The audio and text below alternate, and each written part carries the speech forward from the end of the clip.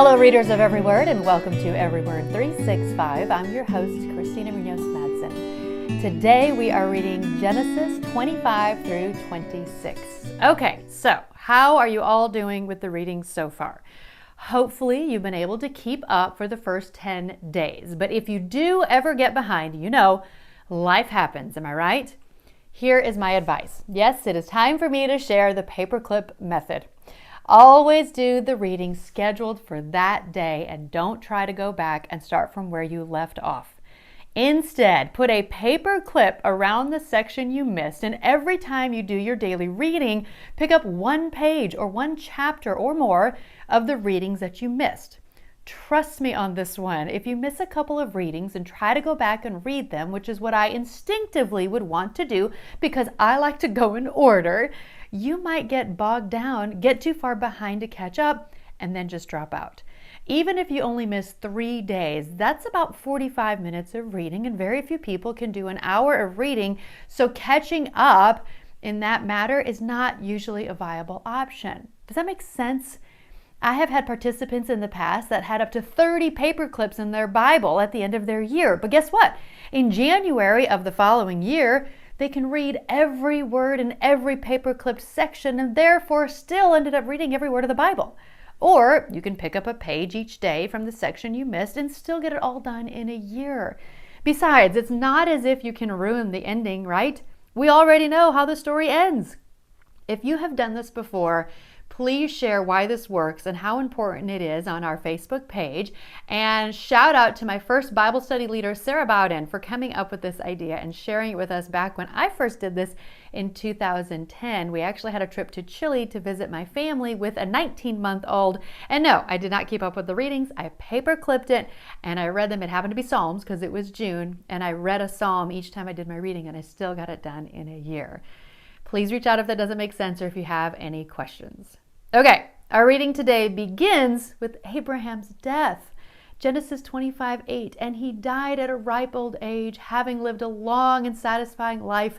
He breathed his last and joined his ancestors in death. We should all be so blessed for that to be said of us after we die. Also, did you know that Ishmael, Abraham's son with Hagar, is considered to be the ancestor of Arab people, where Islam came from? Really makes you think twice about this verse in Genesis 16:12.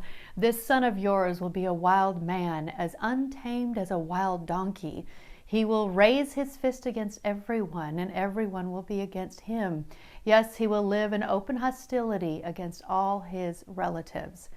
And then about Esau in today's reading, and the Lord told her, the sons in your womb will become 2 nations. From the very beginning, the 2 nations will be rivals.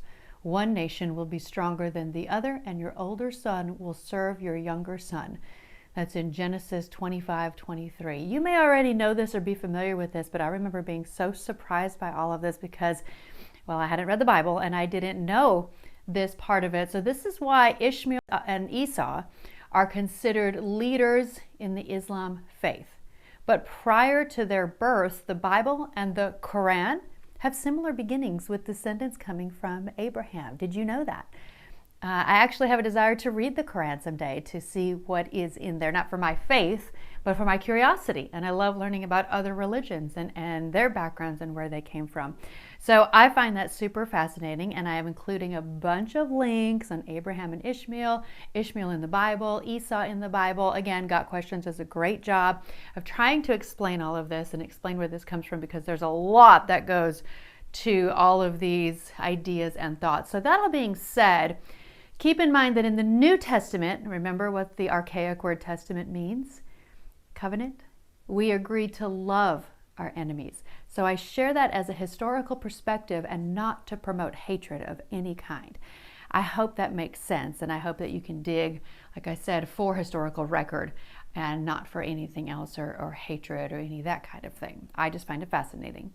And if any of you moms out there have had twins, I'm sure the thought of 2 babies actually fighting with each other in the womb might take you back to what it was like to carry 2 babies. I can't imagine. I only have given birth twice and both of them were singles. So If you have experienced that, and if it felt like they were fighting, you feel free to share it in our Facebook group. Tomorrow's reading is Genesis 27 through 31. You are doing great. Happy reading. This episode is brought to you by Travel with Friends. Being a leader often means navigating high-stress environments. Without preparation and organization, traveling can quickly become one of those high-stress environments for you. That is why Travel with Friends is here to help make your travel experience as efficient as possible for you and your group. Just give them a call at 501-379-9226 or email friends@travelwithfriends.com or click the link in the description below and fill out the Host a Tour form at the bottom of the page.